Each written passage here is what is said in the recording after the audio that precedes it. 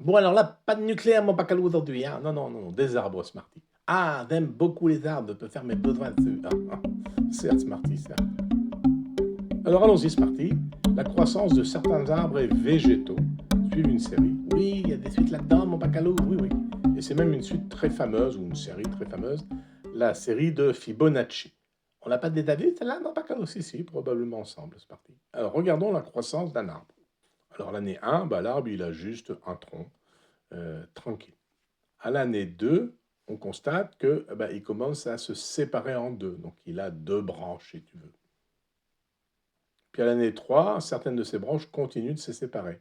Là, on voit qu'à l'année 3, il a une, deux, trois branches.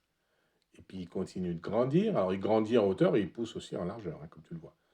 L'année 4, eh bien, une des branches reste intacte, mais deux autres se divisent en deux aussi. Donc on a une, deux, trois, quatre, cinq branches l'année 4. Puis maintenant l'année 5, eh bien, il y en a qui se divisent encore. Ça fait une, deux, trois, quatre, cinq, six, sept, 8 branches. 8 branches l'année 5. Et puis l'année 6, eh ben voilà, là on voit qu'il y a, quand je regarde bien le dessin, 13 branches. Donc on voit que la manière dont les branches se créent, eh bien ça suit. Oui, je sais, Fibonacci, mon Pacalou. Chaque année, le nombre de branches vaut celui des 2 années précédentes. U de n plus 2, c'est U de n plus 1 plus U de n. Très bien, c'est parti, très bien.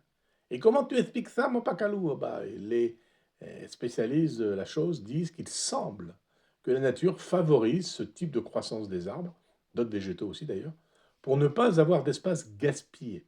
Il reste de l'espace libre suffisamment autour des branches pour les rameaux, et sur ces rameaux, les feuilles peuvent pousser facilement, peuvent grandir. Et ça, c'est vrai sur tous les arbres, mon Pacalou? Non, c'est parti, mais on y retrouve quand même pas mal.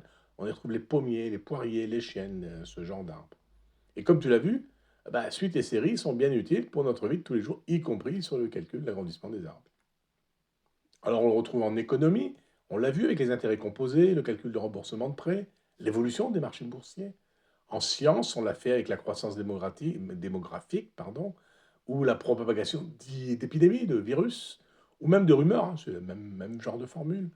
On sait qu'on peut l'utiliser en traitement d'audio ou vidéo de signaux complexes avec des séries de Fourier. Ce sont des séries de calculs avec des fonctions un peu complexes. On a aussi en informatique les algorithmes de recherche et de tri qui utilisent certaines suites pour organiser et manipuler les données. Ou alors la génération de nombres aléatoires, ou pseudo-aléatoires, je devrais dire. C'est très très utile dans la modélisation de phénomènes complexes. Et puis comme aujourd'hui, la suite de Fibonacci avec la disposition des feuilles et des branches d'un arbre, ou alors la spirale des coquillages, ou alors les œuvres d'art. On sait que la suite de Fibonacci, on a ce fameux nombre d'or, phi.